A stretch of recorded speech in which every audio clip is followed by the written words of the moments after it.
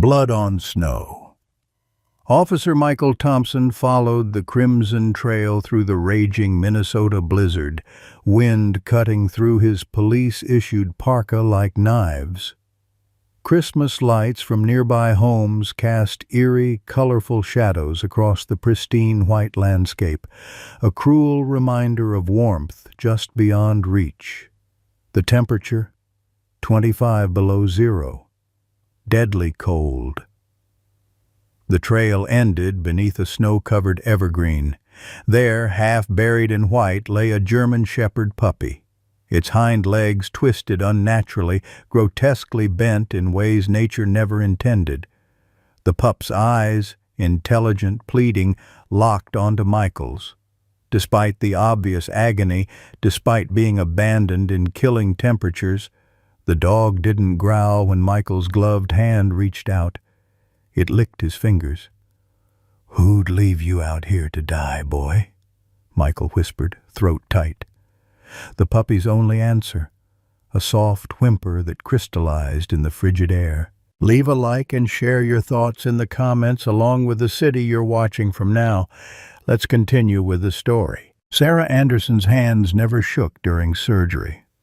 Not during her 3 tours as an Army combat medic in Afghanistan, and not now as a veterinary nurse at Lakeside Animal Hospital. But they trembled as she gently examined the German Shepherd puppy Officer Thompson had just carried through the clinic doors. At 35, Sarah's blonde hair was always pulled back in a practical ponytail, her piercing blue eyes missing nothing, her thin frame belying her strength. The puppy's condition spoke of deliberate cruelty beyond the deformity he'd been born with. "He shouldn't be alive," she whispered, "not after hours in that cold." The cabin Sarah called home sat on the outskirts of Minneapolis, isolated by design. The nightmares hadn't stopped in the 3 years since her discharge. Gunfire, screams, faces of soldiers she couldn't save. Most nights, she didn't bother trying to sleep at all. Max, she'd named him after reading his silent courage, had a magnificent head and powerful shoulders that made the malformation of his hindquarters all the more tragic. X-rays would later reveal a severe congenital hip deformity, but Sarah noticed something else immediately. Scars layered upon scars. Old cigarette burns. Healed lacerations. Yet despite his obvious suffering, the dog displayed an unusual discipline, almost military in its precision. Eleanor Winters lived in the only nearby cabin, a weathered 78-year-old widow whose husband had passed 12 years earlier. Her hands, gnarled with arthritis, had once skillfully treated wounded soldiers in Vietnam. "A dog's eyes speak what the heart can't say," she often told Sarah, one of the few folksy expressions Sarah didn't find irritating. Officer Michael Thompson had found the dog while responding to an abandoned vehicle call. At 42, the divorce 3 years ago had left him emotionally guarded, but his kindness remained intact. His wife's cancer had taken her quickly, leaving him with an empty house and a tendency to work overtime. What no one knew, what he himself tried to forget, was that he'd once served in the same military unit as Sarah. Then there was Jackson Reed. The former military dog trainer would soon enter their lives with paperwork claiming ownership of Max, his imposing frame hiding the broken man inside. 3 years ago, a truck had crossed the center line, taking his wife and daughter instantly. The man who emerged from that wreckage was a shadow fueled by whiskey and a distorted sense of justice, searching for something he'd never find. The emergency veterinary clinic glowed like a lighthouse against the Minnesota blizzard. Officer Thompson carried the German Shepherd through the automatic doors, snow swirling around them as they entered the fluorescent-lit waiting room. His police uniform was caked with ice, the dog's blood staining the front of his jacket. "Need help here," he called, though the words were unnecessary. Sarah was already rushing forward, her practiced eyes assessing the animal's condition. "Exam room 3, she directed, leading them down the hallway. "Dr. Winters is on duty. What happened?" "Found him abandoned in the snow. Someone left him to die," Michael explained, gently placing the dog on the steel examination table. "He's got some kind of deformity. The hind legs—" Dr. Regina Winters, no relation to Sarah's neighbor, entered briskly. At 57, she was the senior veterinarian, known for her clinical efficiency rather than bedside manner. She examined the dog methodically, her expression growing grimmer by the second. "We need X-rays," she said finally. "But I can tell you now this isn't just a deformity. There's extensive scarring, possible internal damage. Let's get him stabilized first." The next hour passed in a blur of activity. Sarah inserted an IV line for fluids and antibiotics. The dog's temperature was dangerously low. Hypothermia had set in. They worked silently, warming him with heated blankets while preparing for X-rays. Officer Thompson remained in the waiting room, completing his report, but seemingly reluctant to leave. When Sarah brought him coffee, their fingers brushed briefly. She noticed his wedding ring was missing, though a pale band of skin marked where it had once been. The X-rays confirmed their worst fears. Dr. Winters pointed to the images illuminated on the screen. "Congenital hip dysplasia, severe. The pelvis never formed correctly. But that's not all." She indicated several healed fractures along the spine. "These weren't accidents. Someone beat this dog repeatedly. It's a miracle he can walk at all." Sarah felt a familiar rage building, the same she'd experienced in Afghanistan, seeing civilians deliberately targeted. "What are our options?" Dr. Winters sighed. "Realistically, euthanasia is the humane option. Even with extensive surgery, which would cost approximately $12,500, his quality of life would be questionable. The clinic can't justify that expense for a stray. So we're just giving up?" Sarah's voice remained professionally level, but her colleagues knew that tone. It was the one she used before digging in her heels. "It's not giving up, Anderson, it's being practical," Dr. Winters replied. "We have limited resources, paying clients waiting, and this dog would need intensive rehabilitation even after surgery." "I'll take him," Sarah said suddenly. "That's against clinic policy." "We don't allow staff to—" "Foster," Sarah interrupted. "I'll foster him until a rescue can take over. I have experience with rehabilitation. Just give him a chance." Dr. Winters' expression softened slightly. "Sarah, I understand your compassion, but you're setting yourself up for heartbreak. This dog needs specialized care, expensive medication. It's not practical." From the examination table, the German Shepherd watched the exchange with uncanny awareness. Despite his pain, he remained perfectly still during their argument, as if understanding the gravity of the discussion. When Sarah approached, he lifted his head slightly, his intelligent eyes holding hers. "Look at him," Sarah challenged. "Does he look like he's ready to give up?" Dr. Winters studied both Sarah and the dog for a long moment. 24 hours. I'll authorize pain management and antibiotics for 24 hours while you contact rescues. If none can take him by tomorrow night, we reconsider euthanasia." Sarah nodded, knowing this small victory was the best she could hope for. As the others left the room, she gently stroked the dog's head. "I'm calling you Max," she whispered. "It means greatest, and you're going to prove them wrong."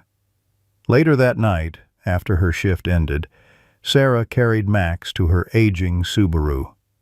Officer Thompson appeared as she was carefully arranging blankets in the back seat. "How is he?" he asked, breath fogging in the cold. "Stable. I'm taking him home for the night." "That's allowed?" Sarah's slight smile told him everything. I'll deal with the consequences tomorrow." Her cabin was exactly as she'd left it. Sparse, functional, military neat. The living room contained a threadbare couch, a coffee table stacked with veterinary journals, and a small artificial Christmas tree she hadn't bothered to decorate. The refrigerator held expired milk and takeout containers. Sarah hadn't entertained visitors in months. Max surveyed his new environment cautiously, his body tense despite the pain medication. Sarah created a bed from blankets near the heating vent and gently placed him there. "Home sweet home," she said, more to fill the silence than anything else. "It's not much, but it's warm." That night, the nightmare came as it always did. Sarah was back in the dusty outpost, the explosion throwing her backward, screams filling her ears. She jerked awake with a gasp, sweat-soaked despite the cabin's chill. But something was different, a warm pressure against her hand. Max had somehow dragged himself from his bed to her side. His head rested on her fingers, eyes watching her with unmistakable concern. "How did you?" she whispered, then noticed his blanket had been pulled alongside him with military precision, not scattered as would happen if he'd simply crawled over. The movement would have caused him significant pain, yet he'd done it anyway. For her. The knock on her door the next morning surprised her. Eleanor Winters stood on the porch, a casserole dish in her gnarled hands. At 78, she rarely ventured out in such weather. "Officer Thompson mentioned you had company," Eleanor said, nodding toward Max, who watched her from his blanket. Her eyes narrowed as she studied the dog. "Military trained, isn't he?" Sarah blinked in surprise. "What makes you say that?" Eleanor's weathered face creased in a knowing smile. "Honey, I spent 20 years watching dogs like that in Vietnam. That ain't just any shepherd. Someone put a lot of time into training him before they broke him." She set down the casserole and knelt with difficulty beside Max. "The question is, who throws away something that valuable and why?" 3 days after bringing Max home, Sarah returned from her shift to find a black pickup truck parked in her driveway. A tall, broad-shouldered man in a worn leather jacket leaned against it, breath crystallizing in the December air. His face was weather-beaten, eyes bloodshot. When he spotted Sarah, he straightened with military precision that belied his disheveled appearance. "Sarah Anderson," his voice was gravel over ice. "I'm Jackson Reed. You have my dog." Sarah instinctively positioned herself between the stranger and her cabin door. "There's no dog here that belongs to you." "German Shepherd, male, approximately 1 year old, malformed hind legs." Jackson reached into his jacket and produced a manila envelope. "I have registration papers, vaccination records, and photographs. His name is Ranger, and he's a trained service animal." Sarah accepted the envelope with reluctance. The documents inside appeared legitimate.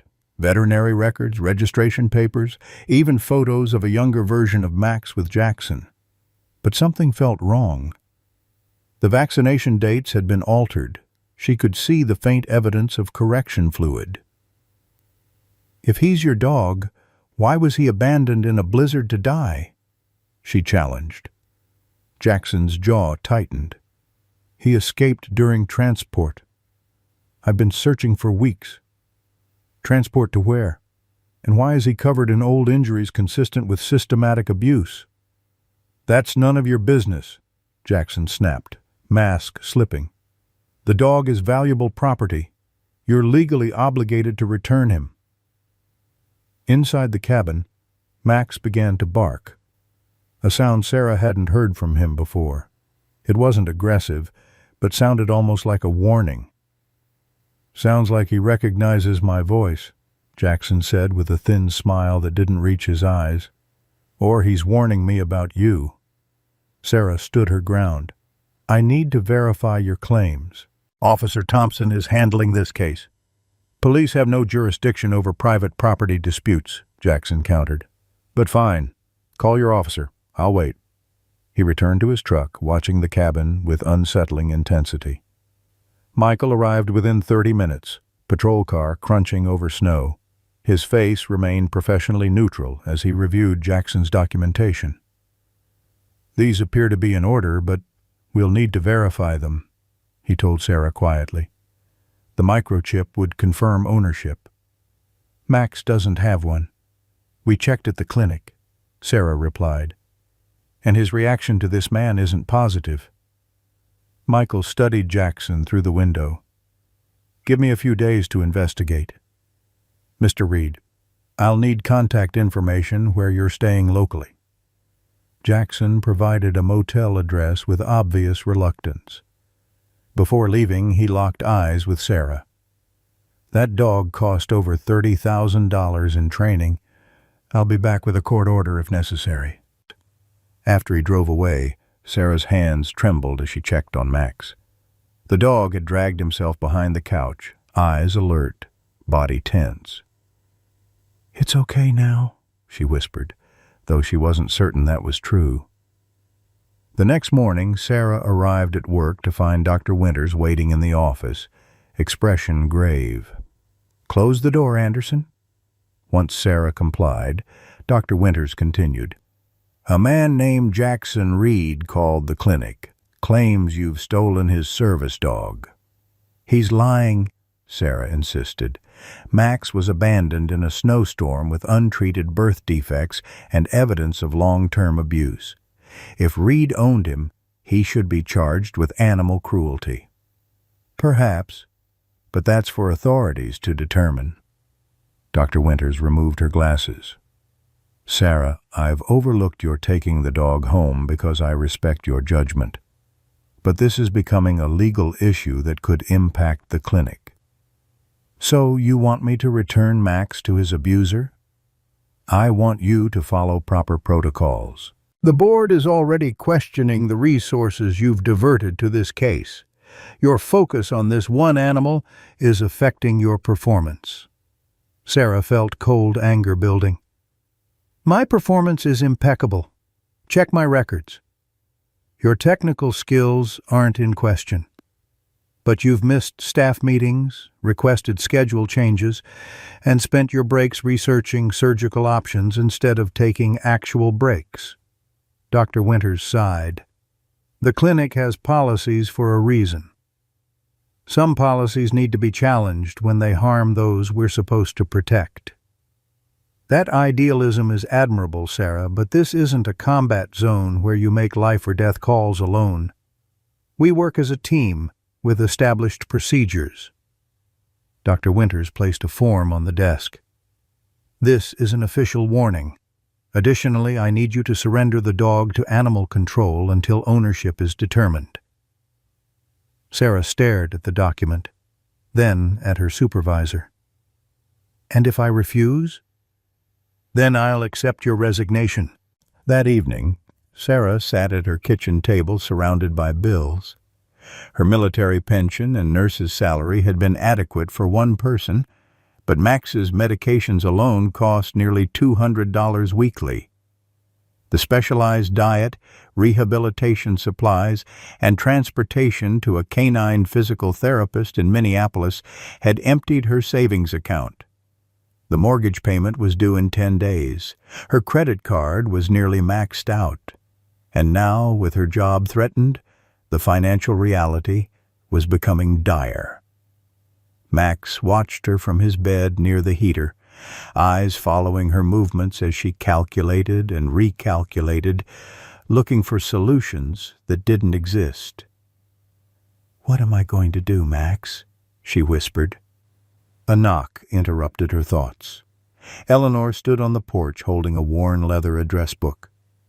"You look like you could use some company and maybe some advice," the older woman said, settling into a kitchen chair without waiting for an invitation.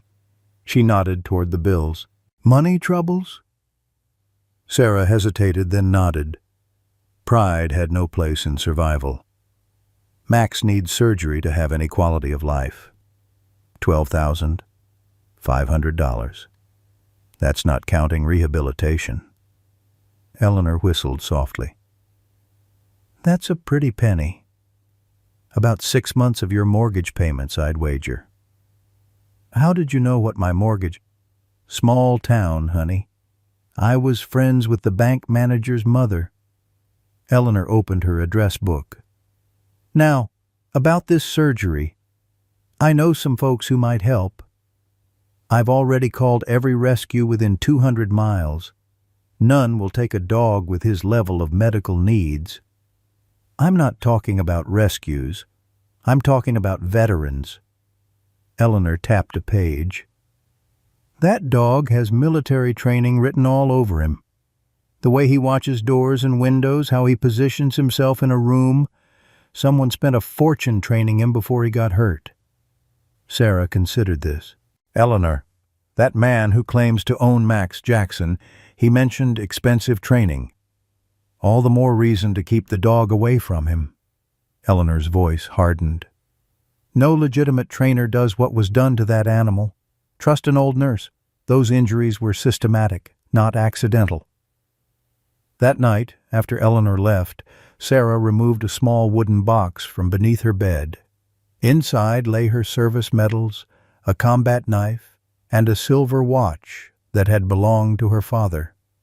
Together they might fetch enough to cover next month's expenses, but nowhere near enough for Max's surgery. As snow began falling outside, Sarah made her decision. She would not surrender Max, even if it cost her job. She would not return to the clinic with her resignation tomorrow. She just had no idea how they would survive after that. Christmas Eve descended on Minneapolis with a crystalline stillness. Fresh snow had fallen overnight, blanketing the landscape in pristine white. From her kitchen window, Sarah watched neighboring cabins twinkling with festive lights and decorations. Her own home remained dark. No wreath on the door, no lights strung along the eaves, her small artificial tree still bare in the corner. It had been 3 days since she'd resigned from the clinic, 3 days of answering calls from employment agencies while calculating how long her savings would last. Max had improved marginally. The antibiotics had reduced his inflammation, but his mobility remained severely limited. Sarah had fashioned a makeshift sling to help him move around, but the deformity in his hips made even the simplest movements painful. She'd begun researching canine wheelchairs online, though they were yet another expense she couldn't afford. The phone rang. Dr. Winters again, likely calling to ask Sarah to reconsider. She let it go to voicemail. Later she'd discover it wasn't the doctor but Michael, calling to share information about Jackson Reed's background check. At noon, a knock startled her. Eleanor stood on the porch wrapped in a hand-knit scarf, her breath visible in the cold. "You shouldn't be alone on Christmas Eve," the older woman stated, brooking no argument. "Bring Max and come for dinner. 6 o'clock. Sarah started to decline, but Eleanor cut her off. "I won't hear excuses. That boy needs proper socializing, and you need to stop brooding. My pot roast won't eat itself." After Eleanor left, Sarah found herself surprisingly emotional at the simple kindness. She hadn't celebrated Christmas since Afghanistan. The holiday meant only memories of dusty outposts, makeshift decorations on medical tents, and wounded soldiers whispering names of loved ones they'd never see again. "What do you think, Max? Feel up to a social engagement?" Sarah asked, scratching behind his ears. Max responded by attempting to stand, his discipline overriding his discomfort. At 6 o'clock sharp, Sarah carried Max across the snowy path to Eleanor's cabin. The contrast with her own home was striking. Warmth spilled from every window. A real pine tree glittered in the corner, and delicious aromas filled the air.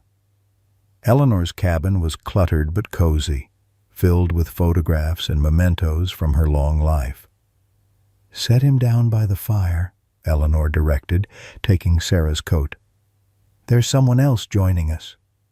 Before Sarah could ask who, a knock sounded. Eleanor opened the door to reveal Officer Michael Thompson, out of uniform in jeans and a flannel shirt, holding a bottle of wine and looking as awkward as Sarah felt. "Hope I'm not intruding," he said, eyes meeting Sarah's. Eleanor insisted.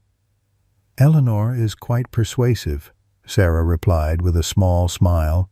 Dinner was surprisingly comfortable. Eleanor regaled them with stories from her nursing days, skillfully drawing out both Sarah and Michael without prying into painful territories. After the meal, they settled in the living room with coffee. Max positioned himself at Sarah's feet, alert but relaxed in the warm atmosphere. "That's military training," Eleanor observed, watching Max. "Classic guard position, maintaining sight lines to all entrances." Michael nodded. "I've been looking into Jackson Reed's background. He did work with military dogs until 3 years ago." "What happened?" Sarah asked. "Car accident. Lost his family. After that he was discharged. Psychological reasons." Michael hesitated. "There's more. The military lost track of several dogs from his training unit around that time. There were allegations of misconduct, but nothing was proven." "So Max might be one of those dogs?" Sarah's hand instinctively went to Max's head. "It's possible. I've requested access to military veterinary records, but it's slow going with the holidays." Max suddenly tensed, ears forward. A moment later, headlights swept across the window as a vehicle pulled up outside. Eleanor parted the curtains. "Black pickup," she reported grimly. Michael stood. "Stay here." They watched through the window as Michael confronted Jackson in the yard. Though they couldn't hear the conversation, Jackson's aggressive posture was clear. He jabbed a finger toward the cabin, gesturing emphatically. Michael stood his ground, badge visible in his hand. Finally, Jackson retreated to his truck, slamming the door hard enough to shake snow from the roof before driving away.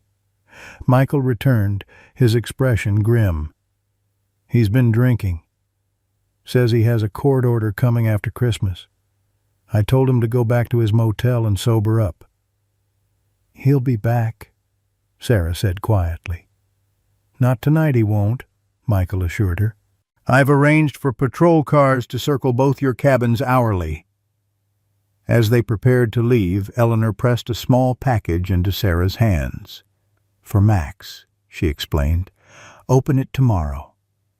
That night, for the first time in years, Sarah dreamed not of Afghanistan, but of her childhood home in Maine, Christmas mornings with her parents, before everything changed.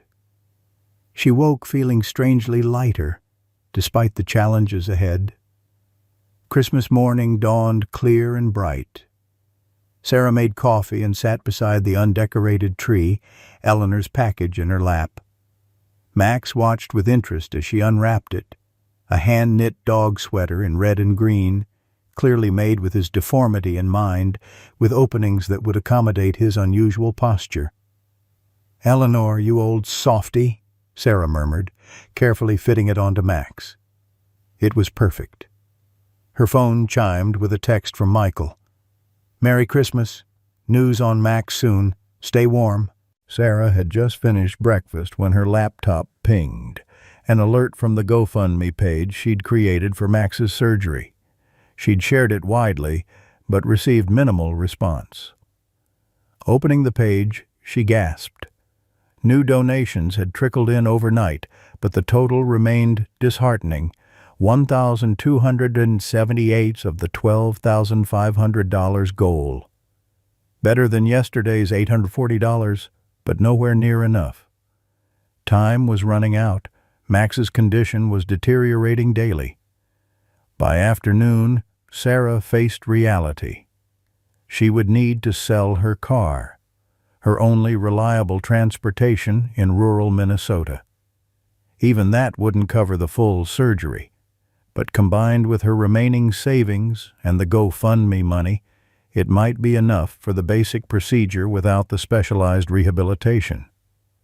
She was researching used car values online when her phone rang. Michael's number. "I've got something on Max," he said without preamble. "Can you meet me at the clinic in an hour? Dr. Peterson is opening it specially, Dr." Peterson was the clinic's senior veterinary surgeon, semi-retired and only called in for complex cases. Sarah's pulse quickened. "What's happening?" "Better explain in person. And Sarah, bring Max's medical records." The clinic was eerily quiet without the usual bustle of staff and patients. Dr. Peterson, a silver-haired man with kind eyes behind wire-rimmed glasses, greeted them in the empty waiting room. "Officer Thompson tells me this dog has quite the mysterious background," he said, leading them to an examination room. Michael produced a small device from his pocket. A specialized microchip scanner, more sophisticated than the clinic's standard equipment. "Military dogs have advanced tracking chips with encrypted data," he explained. "Standard scanners miss them or only read basic information. This one's designed to detect military-grade chips." "You think Max is a military dog?" Sarah asked. "Let's find out, Doctor." Peterson gently positioned Max on the table while Michael ran the scanner over his shoulder blades, where military chips were typically implanted. The device remained silent until it reached a spot near Max's right shoulder, then emitted a soft beep.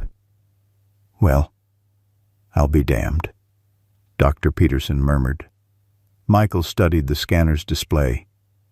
"Partial data only. The chip's damaged.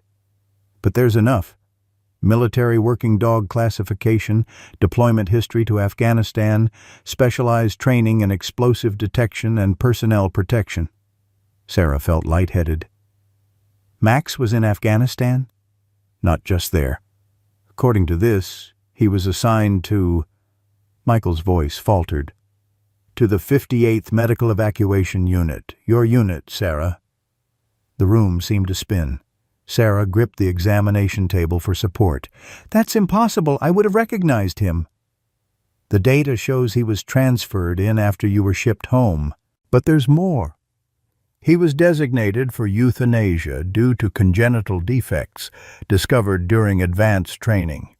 Michael looked up from the scanner. "Someone overrode that order. Someone stole him instead." Dr. Peterson examined the scan results. "This explains his extraordinary discipline despite his condition. Military dogs undergo intensive training from puppyhood. But it doesn't explain the abuse. Military handlers are strictly monitored." "Unless he wasn't with a military handler after his theft," Michael suggested.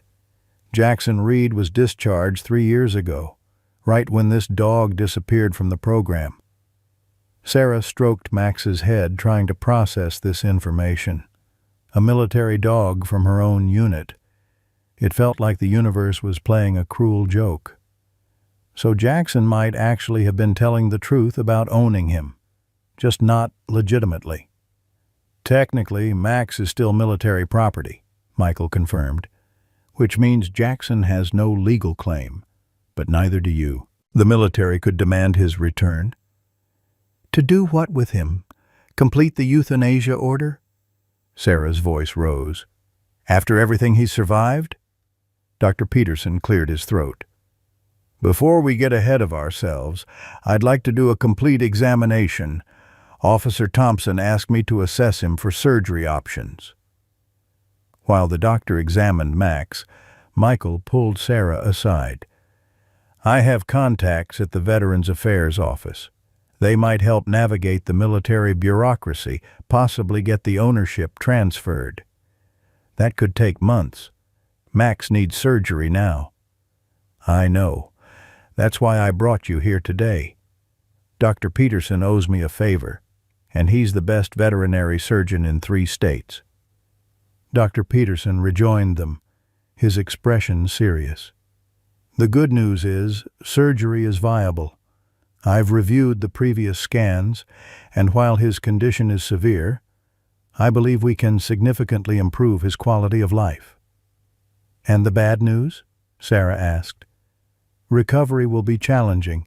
He'll need intensive rehabilitation, possibly a custom wheelchair initially, and there's no guarantee he'll ever walk normally." The doctor removed his glasses. "As for cost, Michael explained your situation.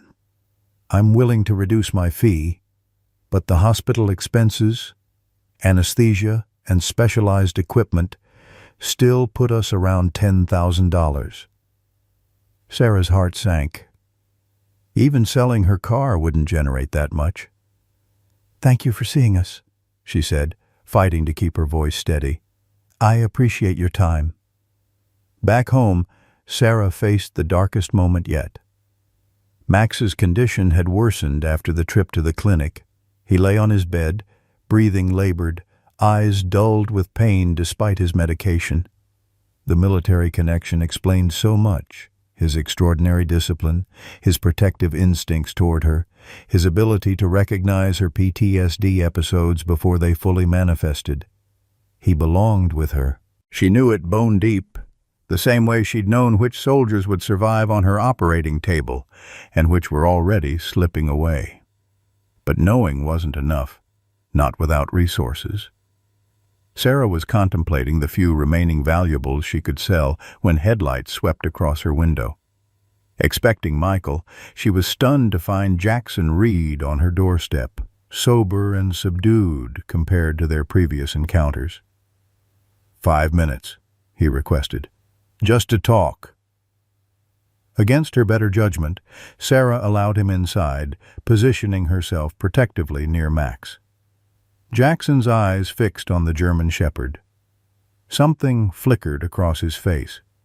Recognition, regret, something deeper and more complicated than the aggression he'd shown previously. "You found his chip," he said, not a question. "You knew he was military property. That's theft of government equipment, among other charges." Jackson nodded slowly. "I didn't steal him to hurt him. I stole him to save him. And the injuries tell a different story. I didn't cause those." Jackson sank into a chair, suddenly looking exhausted. "After my discharge, I started drinking. Heavily. Ended up connecting with some people running dog fights. Not participating, just watching at first. Then I recognized one of the dogs scheduled to fight, military trained like Max, being deliberately broken to make him aggressive." Sarah remained silent, letting him continue. "I sobered up enough to realize what was happening.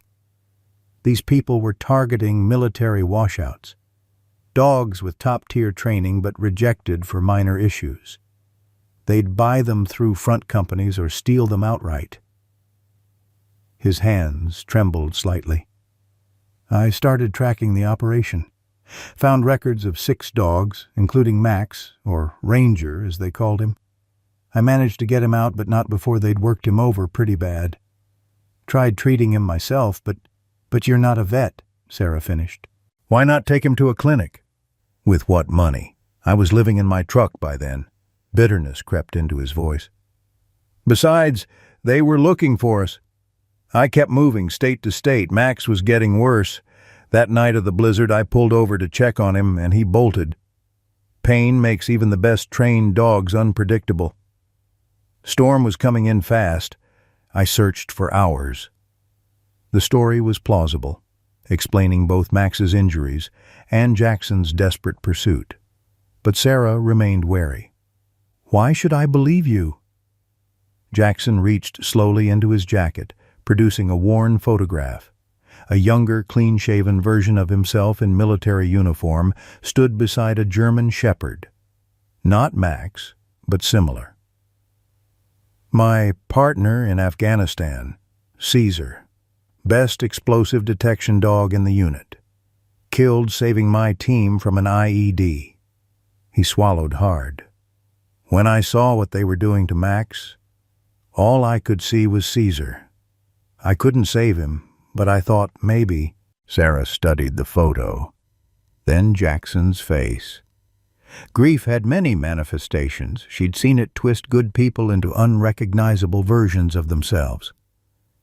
"I'm not asking to take him back," Jackson said quietly. "I can see he's bonded with you, but I want to help with his surgery. I've got some money saved." Before Sarah could respond, her phone rang. Michael's number flashed on the screen. "Sarah, are you home?" His voice was urgent. "Yes, Get out now. Both of you, bring Max." Michael cut her off. "The storm's intensifying. They've just issued emergency evacuations for your area. The creek's flooding. Ice dam broke upstream. You've got maybe 20 minutes before the road's impassable." Sarah froze. The creek behind her property had flooded once before, years ago, nearly reaching the cabin. "Sarah, are you there?" "Yes, Jackson's here." A pause. "Is he causing problems?" "No, he's—" Sarah looked at Jackson, making a split-second decision. "He's helping." "We're leaving now?" She hung up, mind racing. "We need to evacuate. Flash flood warning." Jackson was immediately on his feet. "My truck's better in snow. What do you need to take?" "Max's medications, his bed." Sarah moved quickly, gathering essentials while Jackson carried Max to the truck. They had just finished loading when Sarah realized she'd forgotten the folder containing Max's medical records, crucial for any veterinarian who might treat him during their evacuation. "Wait, I need one more thing," she called, running back inside. The folder wasn't on the counter where she'd left it. Panicked, Sarah searched the living room, then remembered. She'd put it in her bedroom after returning from the clinic. She rushed down the hallway. The sound came without warning, a tremendous crack, followed by rushing water. The creek had breached its banks sooner than predicted. Sarah grabbed the folder and ran for the door, only to find water already seeping under it. Outside, Jackson shouted her name. Sarah yanked the door open against the growing pressure, shocked to find water already ankle-deep around the cabin. The powerful current nearly knocked her off her feet as she waded toward Jackson's truck, folder held high. "The road's already flooding," Jackson called over the roar of water and wind. "We need to get to higher ground." They drove through increasingly treacherous conditions, the truck's headlights barely penetrating the swirling snow. In the back seat, Max whimpered softly as they bounced over rough terrain. "Where are we going?" Sarah asked, realizing they weren't heading toward the evacuation center in town. "Old training facility on the ridge," Jackson answered, hands tight on the wheel. "It's abandoned but solid, above the floodplain." Sarah tensed. "We should go to the designated shelter." "Road's washed out that direction. I just heard it on the emergency broadcast." Jackson navigated around a fallen tree branch. "Trust me, I've used this place before. Military built it back in the 80s for winter training. It's remote but secure." The word trust hung between them. Sarah glanced back at Max, then at the worsening conditions outside. They had little choice. 30 minutes later, Jackson turned onto an unmarked road leading up a gentle slope. Through the blowing snow, Sarah made out a large concrete structure, utilitarian and forbidding, but definitely on higher ground. Jackson used a key card to open a gate, then drove around to a loading dock sheltered from the wind. "Home sweet home," he muttered, "at least for tonight." Inside, the facility was cold but dry. Emergency lights cast a dim glow through long corridors. Jackson led them to what appeared to be former administrative offices, now dusty and abandoned but offering basic shelter. "Backup generator should kick in automatically," he explained, setting down Max's bed in a corner office. "There's a security station with monitoring equipment for the area. We can check flood levels." Sarah arranged Max's medications beside his bed, mind racing with questions. Jackson seemed to know this facility intimately. The access code, the layout, even where emergency supplies were stored.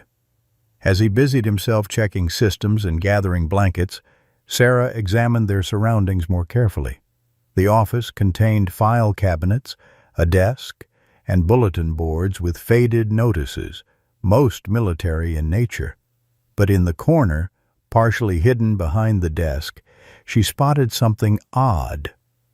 A dog crate, newer than the other abandoned equipment, with what appeared to be fresh bedding inside.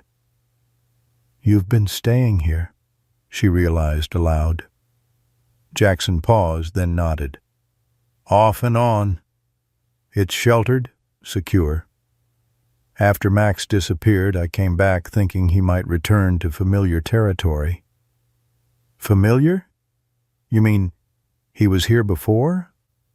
During his training?" A shadow crossed Jackson's face. "Let's get some heat going. I'll explain everything once we're settled." But as Jackson reached for a control panel, the facility's emergency lights flickered and died, plunging them into darkness.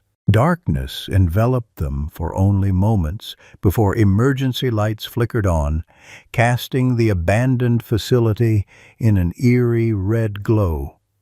Sarah instinctively moved closer to Max, who had become unnaturally alert, his ears forward, body rigid despite his pain. "He knows this place," Sarah said, watching the German shepherd's reaction. "Look at him." Jackson avoided her gaze, fumbling with an emergency radio. Static crackled through the silence. "Reception's spotty in storms. Let me check the security office. Might get better signal there." "I'm coming with you," Sarah insisted, unwilling to let Jackson out of her sight. She fashioned a makeshift sling from a blanket to carry Max, who weighed heavily against her chest. They navigated dimly lit corridors that branched like a labyrinth. The facility was larger than it had appeared from outside, with numerous rooms branching off the main hallways. Many doors were marked with faded military designations: Training Area B, Observation, Medical. The air carried a lingering scent of disinfectant beneath the mustiness of abandonment. The security office contained outdated monitoring equipment, most non-functional. Jackson adjusted dials on the emergency radio until a garbled weather report came through. "Flood warnings continue. Roads impassable. Remain sheltered." A noise from the hallway startled them both. Footsteps, approaching quickly. Jackson reached inside his jacket, producing a hunting knife. Sarah backed against the wall, clutching Max protectively. "Jackson?" a familiar voice called. "Sarah?" "Michael," Sarah responded, relief flooding through her. The police officer appeared in the doorway, uniform soaked, pistol drawn. When he registered Jackson's knife, he raised his weapon. "Drop it. Now." "How did you find us?" Jackson demanded, but lowered the blade to the floor. "Tracked Sarah's phone GPS." Michael kept his gun trained on Jackson. "When I couldn't reach you after the evacuation order, I followed your signal. Wasn't easy in this weather." "Michael, listen," Sarah began. "It's complicated. Jackson says—" Another voice interrupted, elderly, indignant. "Don't just stand there pointing guns. Close the door before I freeze to death." Eleanor Winters appeared behind Michael, wrapped in a parka too large for her diminutive frame, snow dusting her white hair. "Had to practically hijack his patrol car to make him bring me along," she explained to Sarah's astonished look. "You shouldn't be here, ma'am," Michael protested. "It's dangerous. More dangerous than sitting alone in a flooding cabin." Eleanor snorted, then focused on Max. "How's our boy doing?" "He's agitated," Sarah replied. "He seems to recognize this place." "Of course he does." Eleanor's gaze hardened as she surveyed the facility. "This is one of those places they don't put on maps, where they conducted the enhanced training programs." Jackson's expression changed, surprise, then wariness. "How would you know about that?" "Vietnam taught me to recognize black sites, son. And I've been around military dogs long enough to know when something ain't right." Eleanor approached him fearlessly despite Michael's protective stance. "You were part of it, weren't you? The experimental training program." The accusation hung in the air. Jackson's posture deflated slightly. "Not by choice. Not at first." "Put the gun down, officer," Eleanor told Michael. "If he wanted to hurt anyone, he'd have done it already." Michael hesitated, then lowered his weapon, though he remained vigilant. "Start talking, Reed." Jackson sank into a chair, suddenly looking years older in the harsh emergency lighting. "After my family died, I was broken. The military offered me a transfer to a special project working with dogs. Said it would help with my grief." A bitter laugh escaped him. "They didn't mention it was an experimental training program pushing the boundaries of canine capabilities through enhanced methods." "Torture," Eleanor translated flatly. "Call it what it was." "Not at first," Jackson insisted. "The initial phases were legitimate, selecting the most intelligent, most physically capable animals. Max stood out immediately. His intelligence scores were off the charts, his protective instincts exceptional. But then they discovered his hip deformity. And they wanted to discard him," Sarah guessed. Jackson nodded. "Military policy. Any physical defect means automatic rejection. But Max had already completed advanced training, already demonstrated extraordinary abilities. Euthanizing him seemed wasteful." Max growled softly, the first aggressive sound Sarah had heard from him. His attention was fixed not on Jackson, but on a closed door at the end of the corridor. "What's in there?" Michael demanded. Jackson's face drained of color. "Training room, where they tested pain thresholds." Understanding dawned on Sarah with sickening clarity. "The injuries, they weren't from dogfights, were they? They were from here." "I couldn't stop it at first," Jackson whispered. "They had leverage over me. My psychiatric evaluations, my career, my pension. I was as trapped as the dogs." Michael moved toward the door. "I need to see." "Don't," Jackson warned. But Michael was already turning the handle. The room beyond was clinical. Tiled floors with drains, metal examination tables with restraints, equipment that Sarah recognized from veterinary surgery, but modified in disturbing ways. The walls were soundproofed. A faint smell of bleach couldn't completely mask what had happened here. "Jesus Christ," Michael breathed. Eleanor remained unsurprised, her face grim. "Seen it before. Different war, same atrocities." Max's reaction was immediate and visceral, trembling, whining, trying to retreat despite his inability to walk properly. Sarah held him close, murmuring reassurances. "When did you decide to sabotage the program?" Eleanor asked Jackson, her voice surprisingly gentle. Jackson looked up, startled by her perception. "How did—" "You're not the first soldier to discover his orders violate his conscience," she replied. "And you clearly helped Max escape." They were going to terminate him. After everything they put him through, after he gave everything he had despite his pain, Jackson's voice broke. "I couldn't let it happen. So I created a security breach, smuggled out as many dogs as I could." "How many?" Michael asked. 6. Found homes for 3. 2 died from their injuries. And Max—" Jackson looked at the German shepherd with something like reverence. "Max was special. I kept him with me, tried to heal him, help him forget." "But you were drinking, unstable," Sarah said, piecing together the story. "And he ran from you during the blizzard." Jackson nodded miserably. "I failed him, just like I failed my family." A distant rumble interrupted them, not thunder, but something more ominous. The building seemed to shudder slightly. "What was that?" Michael moved to the window, wiping condensation from the glass. Outside, snow continued falling heavily, accumulating on the roof. "This place has been abandoned for years," Jackson said.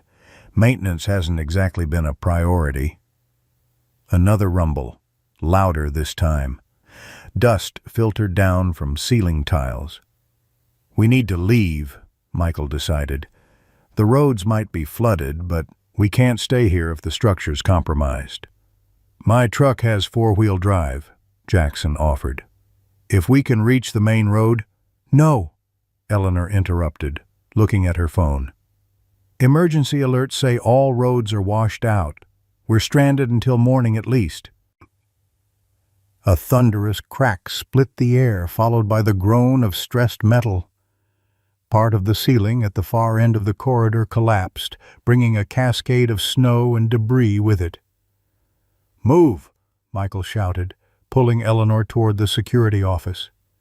Sarah struggled with Max, the makeshift sling unwieldy in her haste. Jackson rushed to help, taking Max from her arms. "There's another exit, maintenance tunnel, this way." They hurried through corridors rapidly filling with snow as more sections of roof gave way. The building's structural integrity, compromised by years of neglect and now burdened by heavy snow, was failing catastrophically around them. "Through here," Jackson directed, shouldering open a heavy metal door. Beyond lay a narrow utility tunnel, lit only by emergency strips along the floor. Michael led Eleanor through first. As Sarah moved to follow, another section of ceiling collapsed. She leapt backward instinctively, away from the falling debris, and found herself separated from the others by a heap of twisted metal and concrete. "Sarah!" Michael's voice came through the rubble. "I'm okay," she called back. "Go ahead. We'll find another way." "There is no other way," Jackson said grimly, still holding Max. This was the emergency exit. Sarah scanned their surroundings, veterinary training kicking in. Assess, decide, act. "The loading dock where we came in. If we can reach it—" "It's on the other side of the building," Jackson protested. "Then we'd better hurry." They navigated through increasingly hazardous corridors, the building disintegrating around them. Progress was slowed by Jackson carrying Max and Sarah's need to scout ahead for safe passage. They had almost reached the main entrance when the floor before them simply disappeared, a gaping hole where a hallway should have been. 10 feet across. It was an impossible jump, especially burdened with Max. "Now what?" Jackson asked, desperation evident. Sarah surveyed their options. "Back the way we came. There must be another—" Before she could finish, the section of floor beneath Jackson began to crack. He looked down, then at Sarah. A moment of terrible realization in his eyes. Without hesitation, he tossed Max across the gap to Sarah. She caught the German Shepherd, staggering backward with his weight as Jackson's section of floor gave way completely. "Jackson!" Sarah screamed, watching him disappear into darkness. Max struggled in her arms, whining desperately. When she set him down, intending to look for a way to reach Jackson, the dog did something astonishing. Despite his deformity, despite the pain it must have caused, he began dragging himself determinedly along the wall, away from their intended exit. "Max, no! We need to help Jackson!" But the German Shepherd continued, glancing back at her with an intelligence that transcended animal instinct. He was leading her somewhere. Sarah followed, trusting his judgment when her own had failed. Max navigated through a series of smaller corridors she hadn't noticed before, moving with painful determination until they reached what appeared to be a maintenance closet. Inside, a service ladder descended to a lower level. Understanding dawned. The facility had been built into the hillside. There were levels below where Jackson might have fallen. Sarah descended first, then carefully carried Max down. At the bottom, They found a boiler room with access to a drainage channel, and there, half submerged in icy water flowing from broken pipes, lay Jackson. He was conscious but badly injured, his leg twisted unnaturally beneath him. "How did you—" he began, seeing them. "Max found a way," Sarah replied, wading into the frigid water. "Can you move?" "Broken leg, may be worse, but yeah, with help." Working together, Sarah managed to help Jackson to his feet. He leaned heavily against her, gasping with pain. Max watched anxiously from dry ground, unable to assist but unwilling to leave. "There should be an emergency exit," Jackson directed through gritted teeth. "Required in boiler rooms. Look for a red sign." Sarah located it, a heavy steel door with a push bar. Beyond it, the storm continued unabated, but they were now on the downward slope of the hill, away from the collapsing structure. Michael and Eleanor went the other direction, Sarah realized. "We need to find them." "If they made it through the tunnel, they'll be on the service road," Jackson said, "half-mile northwest." They stumbled through snow nearly knee-deep, Jackson increasingly dependent on Sarah's support, Max laboriously dragging himself behind them. The German shepherd's determination was heartbreaking, each movement clearly excruciating, yet he refused to be carried, refused to be left behind. After what seemed like hours, lights appeared through the falling snow, a vehicle, high beams cutting through the darkness. Michael's patrol car came into view, Eleanor in the passenger seat. "Oh, thank God," Sarah breathed, but their relief was short-lived. As they approached, a tremendous roar filled the air. They turned to see the facility collapsing completely, the concussion sending a wave of snow and debris outward. Sarah instinctively covered Max with her body as the shock wave hit them, knocking her off her feet. Jackson fell heavily beside her. When the air cleared, Sarah found herself partially buried in snow, disoriented. She heard Michael shouting, car doors slamming. Jackson lay unconscious nearby, but Max was gone. Panic seized her. "Max!" she screamed, struggling to her feet. "Max!" Then she saw him, a dark shape moving laboriously through the snow back toward the collapsed building. "What is he doing?" Michael had reached them, helping Jackson toward the car. "I don't know," Sarah said, then realized with horror. "My backpack. His medications. I must have dropped them when we fell." Without hesitation, Sarah plunged after Max, ignoring Michael's shouts to stop. The German shepherd had reached the edge of the destruction and was pawing determinedly at a section of snow. As Sarah approached, he looked up at her, then resumed digging with newfound urgency. Sarah knelt beside him, brushing away snow to reveal her backpack, half buried but intact. Inside were Max's vital medications, without which he would suffer tremendously in the coming days. "You incredible, impossible dog," she whispered, tears freezing on her cheeks. "Let's go home." Max allowed her to carry him back to the waiting car, his mission accomplished, his loyalty once again defying the limitations of his broken body. The journey to Lakeside Animal Hospital was a desperate race against time. In the back of Michael's patrol car, Sarah cradled Max, whose breathing had grown increasingly labored since their escape from the facility. The German shepherd's temperature was dropping, his body shutting down from the combined stress of his worsening condition and the trauma of the night's events. Jackson sat beside them, his own injuries temporarily forgotten, as he watched Max's deterioration with haunted eyes. "Faster," Sarah urged, though Michael was already pushing the patrol car to its limits on treacherous roads. Eleanor sat in the passenger seat, making calls to ensure a veterinarian would meet them despite the early morning hour. By the time they reached the hospital, Max was barely responsive. Dr. Peterson himself met them at the emergency entrance, summoned from his home by Eleanor's persistence.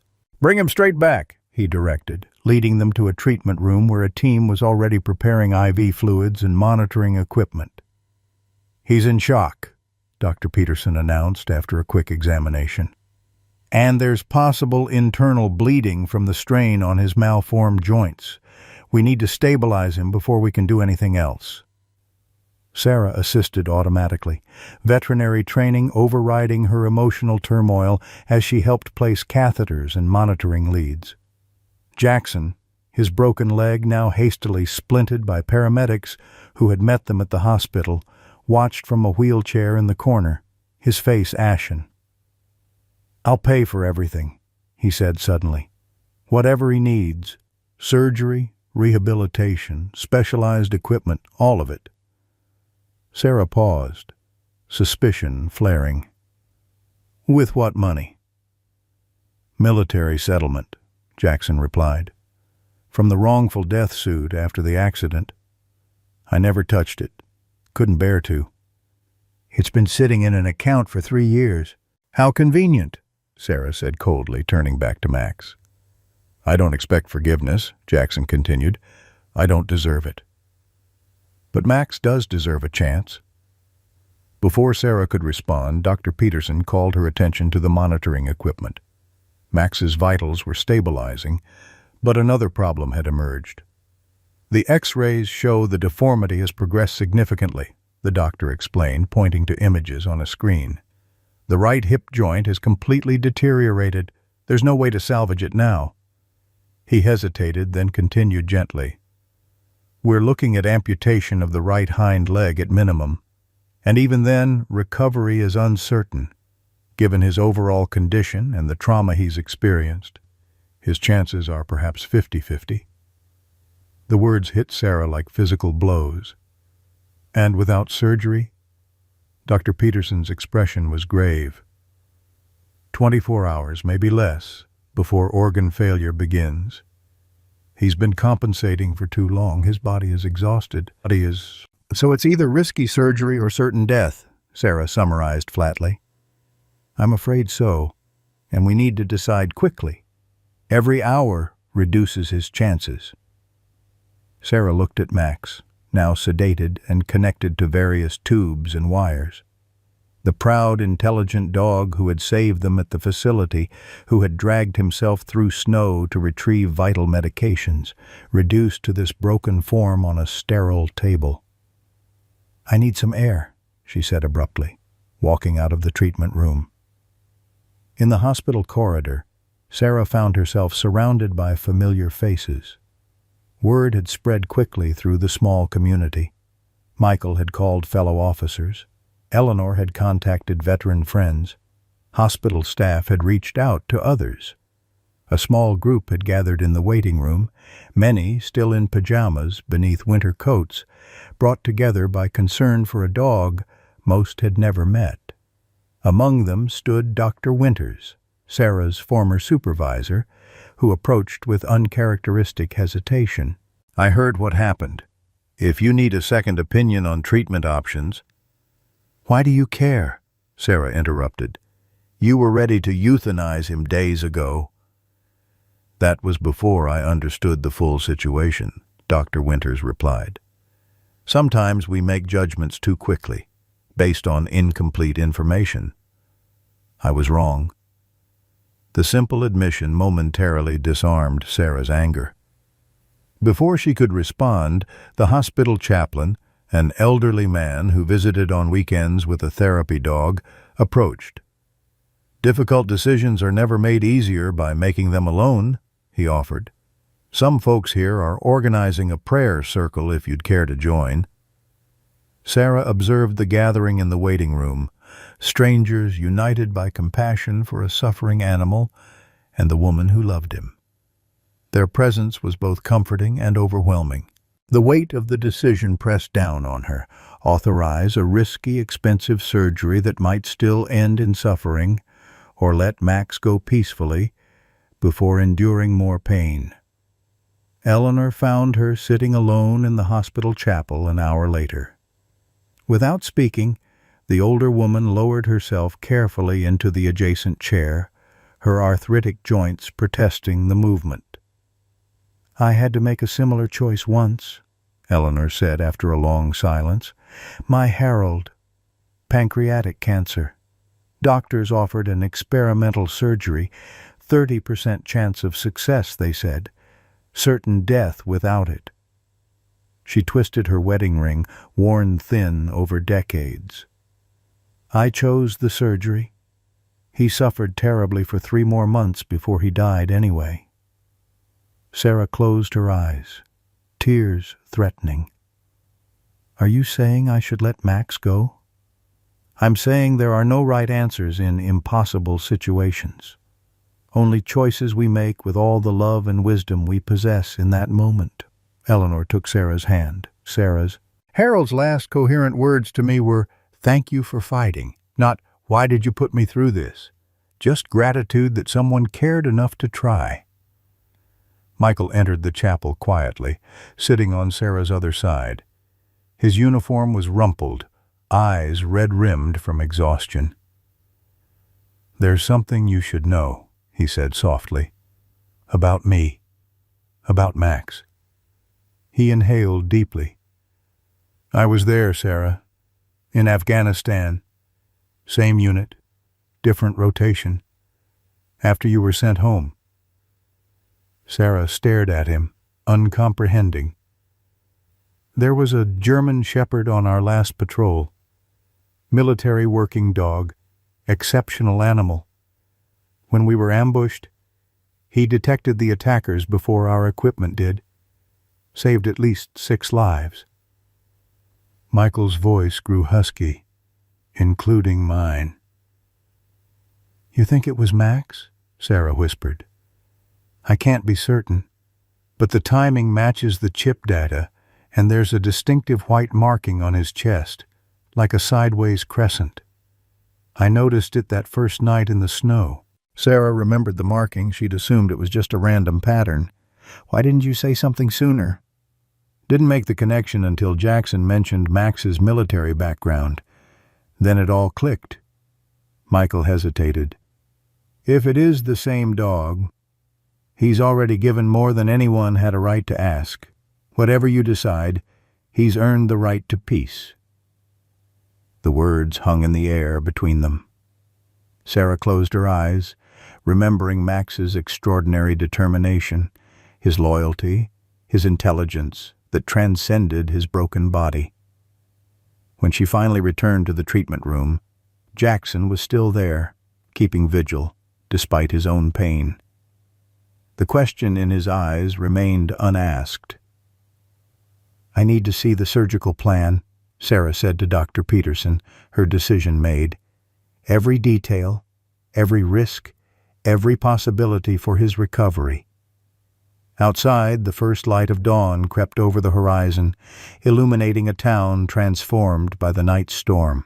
Sarah sat beside Max's sedated form, stroking his head gently as she studied the surgical diagrams. Eventually, exhaustion overwhelmed her, and she drifted into uneasy sleep, haunted by dreams of Afghanistan, dust and blood and chaos, but with one significant difference: a German shepherd with intelligent eyes standing guard over her as she worked to save the wounded. Sarah woke to an unfamiliar sound. Voices, many of them, filtering through the treatment room door. For a disorienting moment, she thought she was back in Afghanistan, in the medical tent where wounded soldiers awaited evacuation. Then, reality returned. The animal hospital, Max's imminent surgery, the impossible decision she'd made. Dr. Peterson entered, looking surprisingly refreshed, despite having been called in during the early hours. "You might want to see this," he said, holding the door open for her. Sarah followed him into the hallway, then stopped short. The waiting room, nearly empty when she'd fallen asleep, now overflowed with people. Veterans in various uniforms and military insignia stood talking in small groups. Hospital staff moved among them with coffee and pastries. Local news reporters interviewed an older veteran near the entrance. A handwritten banner hung across one wall. "For Max, hero dog." "What is this?" Sarah asked, bewildered. Eleanor appeared at her side, looking pleased despite her exhaustion. Word travels fast in small towns, especially when it involves veterans. She nodded toward a corner where Michael stood with several other officers. Michael made some calls to his old unit. They made more calls. Next thing you know, Sarah moved through the crowd in a daze. People she barely knew greeted her warmly. Mrs. Gunderson from the local bakery pressed a coffee into her hands. "On the house, dear. And there's more where that came from for everyone waiting with you today." Near the reception desk, a young woman from the local credit union had set up an impromptu donation station. A tablet displayed a fundraising page, the same one Sarah had created days ago, now transformed. The total displayed made her blink in disbelief. $23,475 raised of $12,500 goal. "That can't be right," she whispered. "Oh, it's still updating," the credit union woman said cheerfully. "We're at nearly 30,000 now. Donations are coming in from all over the country since the story hit social media this morning." A local reporter approached, microphone in hand. "Ms. Anderson, could we get a statement about Max's condition and the incredible community response?" Before Sarah could answer, Michael intercepted smoothly. "Ms. Anderson is preparing for Max's surgery. I'd be happy to provide an update on her behalf." As Michael handled the press, Dr. Winters appeared, surprisingly, in surgical scrubs. "I volunteered to assist," she explained, noting Sarah's questioning look. "If you'll have me." "I thought you were opposed to—" "I was wrong," Dr. Winters interrupted. "Sometimes we need to be reminded why we became veterinarians in the first place." She hesitated, then added, "I've also authorized the hospital to cover any costs exceeding the donations. The board approved it unanimously this morning." Sarah was still processing this reversal when the hospital doors slid open. Jackson Reed entered, maneuvering awkwardly on crutches, his leg now properly casted. Behind him came a distinguished older man in a military dress uniform adorned with numerous medals. "Sarah," Jackson called, making his way toward her. "This is Colonel James Westfield from the Military Working Dog Program. He needs to speak with you immediately." Colonel Westfield shook Sarah's hand firmly. "Sergeant Anderson, your reputation precedes you." "I'm not a sergeant anymore, sir." "Once a soldier, always a soldier," he replied. "I understand you've been caring for one of our dogs, designation Ranger M7291, known to you as Max." Sarah tensed. "He's about to undergo life-saving surgery." "So I've been informed. What you may not know is that Mr. Reed here has been cooperating with an ongoing investigation into the misappropriation of military assets, specifically working dogs diverted to unauthorized programs." Nay. From his briefcase, the colonel produced a folder stamped with military classifications. "This dog's history is exceptional. According to our records, he completed advanced training despite a congenital defect that should have disqualified him. Instead of standard discharge, he was diverted to a program that officially didn't exist." "The enhanced training facility," Sarah said. "Yes."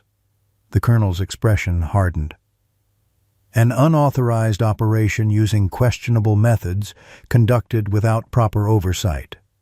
When irregularities were discovered, those responsible covered their tracks by eliminating evidence, including the dogs." Sarah felt cold. They were going to kill him. That was the intention. Mr. Reed's intervention, while technically illegal, saved 6 animals from destruction. The colonel glanced at Jackson. His cooperation now is proving invaluable in pursuing charges against those responsible. "What does this mean for Max?" Sarah asked, cutting to her only concern. Officially, Ranger M7291 was listed as deceased 3 years ago. The military has no interest in reclaiming a dead dog. The colonel allowed himself a small smile.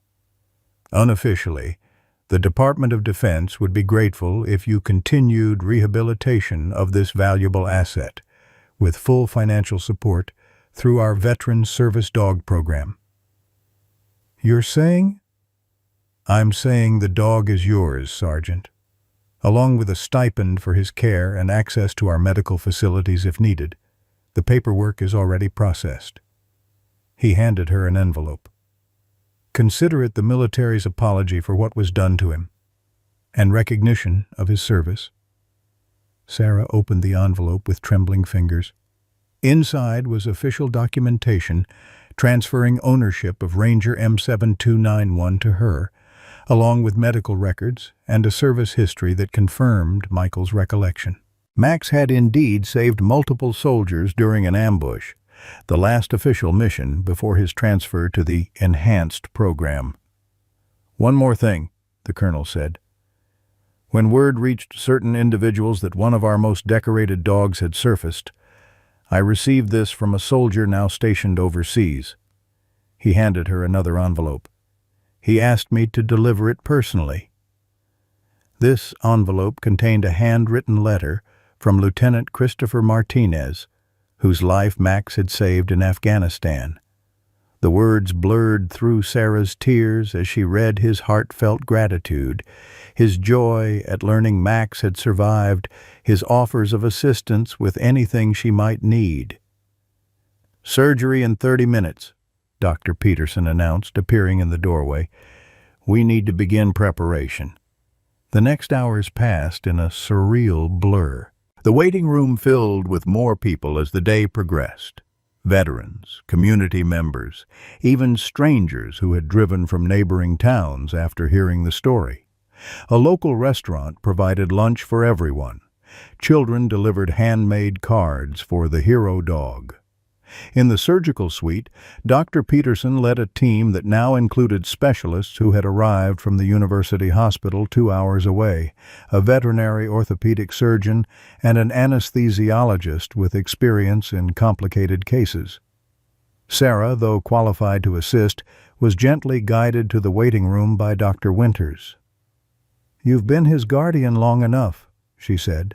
"Let us be his medical team today." The surgery was estimated to take 6 to 8 hours. Updates came hourly. Anesthesia successful, amputation of the right hind leg proceeding as planned, damaged tissue removal complete. Each report brought cautious optimism, though Dr. Peterson was careful to remind everyone that significant challenges remained. As afternoon faded to evening, the vigil continued. People came and went, but a core group remained. Sarah, Michael, Eleanor, and surprisingly, Jackson, who had refused pain medication to stay lucid during Max's surgery. "I need to know he made it," he explained simply when Sarah questioned him. Near midnight, as New Year's Eve celebrations began across town, Dr. Peterson emerged looking exhausted but satisfied. "The surgery itself was successful," he reported. "We removed the severely deformed leg and repaired what damage we could to his spine and remaining hip joint. He tolerated the procedure well." "But?" Sarah prompted, sensing the reservation in his voice. "But recovery is still uncertain. The next 12 hours are critical. He should be waking from anesthesia soon, and that initial period will tell us a lot about his neurological function and pain levels." The doctor placed a hand on Sarah's shoulder. "He's a fighter, though. I've never seen such determination in an animal." In the recovery room, Max lay still, connected to monitoring equipment and IV drips. His right hind quarter was heavily bandaged where the leg had been, the area shaved and surgical incisions visible at the edges of the dressing. Sarah sat beside him, one hand resting gently on his head. "I'll be here when you wake up," she promised. "We all will." The hours crept by. Monitors beeped steadily, but Max remained unresponsive beyond baseline reflexes. Midnight came and went, the new year arriving with muted celebration in the waiting room. Dr. Peterson checked in regularly, his concern growing with each visit. "He should have shown signs of waking by now," he admitted at 2 a.m. "The anesthesia has metabolized. Something's keeping him under." "What does that mean?" Sarah asked, fear constricting her throat. "It could be neurological damage we didn't detect, or—" He didn't finish the sentence, but Sarah understood. Sometimes animals simply gave up, their bodies surrendering after too much trauma, too much pain. "Leave us alone for a while," she requested. When the room was empty, Sarah leaned close to Max's ear. "I know you're tired," she whispered. "I know you fought harder and longer than anyone should ever have to. If you need to go, I understand." Her voice broke, tears falling onto his fur. "But I hope you'll stay, not because you owe it to anyone. You've given enough, but because there's so much waiting for you. A home, people who love you, a life without pain." She stroked his head gently. "I found you in the snow.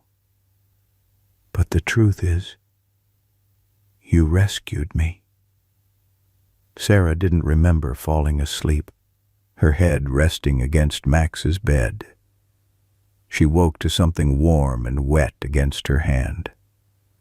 Opening her eyes, she found herself staring into Max's alert gaze. His tongue brushed her fingers again, weak but deliberate. "Max?" she breathed, afraid to believe. The German shepherd's tail moved slightly, the faintest wag but unmistakable. His eyes, clear and focused, held hers with the intelligence and determination she'd come to know. "Dr. Peterson," Sarah called, joy and relief flooding through her. "He's awake! He's responding!" The medical team rushed in, checking vitals and neurological responses. Max remained alert, following simple commands despite obvious discomfort. When Dr. Peterson tested pain response in his remaining limbs, Max showed appropriate reaction without excessive distress. "I don't use the word miracle lightly," Dr. Peterson said finally. "But I'm not sure what else to call this. His vitals are stabilizing. Neurological responses are appropriate. He's not out of the woods, but—" He smiled broadly. "I'd say Max has decided to stick around." In the doorway, Eleanor observed with satisfaction. "First sunrise of the new year," she noted, gesturing toward the window where dawn light was just beginning to glow. "Seems fitting." As word spread through the hospital, cheers erupted from the waiting room. Michael appeared with coffee and a tired smile. "Happy New Year," he said, handing Sarah a cup. "Looks like it's starting off right." Sarah could only nod, too overcome for words. Beside her, Max closed his eyes again, but this time in natural sleep, his breathing deep and regular. His body, now missing a leg but free from the twisted limb that had caused such suffering, relaxed into healing rest. Outside, snow began falling gently. Not the violent storm of days before, but soft flakes drifting in the morning light. A new season, a new year, a new beginning. Spring arrived in Minnesota with melting snow and new beginnings. 3 months after his surgery, Max trotted across the training yard of what was now called Second Chance Ranch, his custom harness gleaming in the April sunshine. His 3-legged gait had a rhythm all its own, awkward at first glance, but remarkably efficient. The missing hind leg seemed to trouble him far less than his previous deformity ever had. Sarah watched from the porch of the converted barn that served as their training center. Using the surplus from Max's fundraiser, combined with the military stipend and a small business grant, she had transformed her property into a rehabilitation center for service dogs and veterans alike. Her veterinary expertise paired perfectly with the healing mission that had become her calling. "He's showing off again," Eleanor remarked, joining Sarah at the railing. At 79, she had found renewed purpose teaching young volunteers the finer points of dog handling. Her Vietnam-era knowledge of military training techniques, modified with modern, gentler methods, proved invaluable. "Can you blame him?" Sarah smiled as Max navigated the obstacle course with practiced ease. After being trapped in that broken body for so long. Across the yard, Michael helped a veteran with a prosthetic leg adjust his stance to better handle a leash. Their relationship had blossomed gradually over the past months, built on mutual respect and shared purpose. His weekend visits had become weekday dinners, then overnight stays, and finally, a small collection of clothing in Sarah's closet. Even Jackson had found his place in their unlikely community. Court-ordered community service for his role in the military dog program had evolved into voluntary work. 6 months sober now, he assisted with the more challenging rehabilitation cases, his understanding of trauma proving useful with both animals and humans. "Storm's coming in," Eleanor noted, pointing to dark clouds gathering on the horizon. "Better get everyone inside." The spring storm arrived with unexpected ferocity, dumping 3 inches of rain in hours. Creeks swelled, roads flooded, and emergency services scrambled to respond. Sarah and Michael were organizing supplies for affected families when the call came in. A 5-year-old boy had wandered away from his grandfather's house near the creek that bordered Sarah's property. With floodwaters rising rapidly, every minute counted. Search teams gathered at the ranch, the closest accessible staging area. Max, sensing the urgency, grew increasingly agitated, whining and pacing by the door. He wants to help, Sarah realized. Despite protocols against using 3-legged dogs for search operations, she followed her instincts. Let him try. With Max on a long lead, they began searching the creek's edge. The German Shepherd moved with surprising agility through the muddy terrain, nose working constantly. 20 minutes in, he suddenly changed direction, pulling Sarah up a steep embankment away from the established search grid. "Max, wait!" she called, but he forged ahead with singular focus. They crested the hill to find a small drainage culvert, partially submerged. Without hesitation, Max plunged into the water, disappearing briefly before emerging with something clutched gently in his mouth, a child's stuffed dinosaur, soaked but recognizable. Sarah radioed the team. Within minutes, rescuers located the missing boy huddled in a drainage pipe 50 yards away, cold and frightened but unharmed. As paramedics checked him over, the child's eyes remained fixed on Max, who sat at attention nearby. "Is that dog a hero?" the boy asked his tearful grandfather. "Yes," the old man replied simply. "Yes, he is." 1 year later to the day, the town gathered for the first annual Max Day, celebrating both the rescue and the program's success.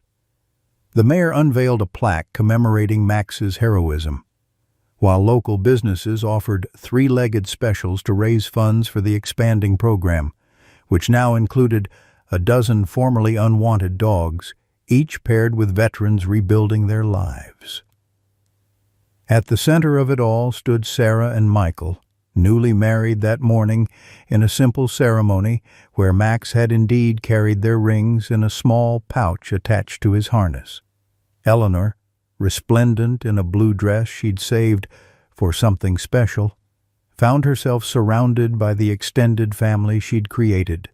Volunteers, veterans, and community members united by purpose.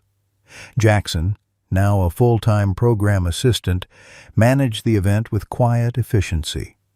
The haunted look that had once defined him had softened, replaced by something resembling peace. As evening approached, Sarah watched Max playing in the summer field behind the ranch, running with surprising speed on his 3 legs, surrounded by laughing children who saw not his disability, but his heart. Eleanor joined her, wisdom etched in the lines of her face.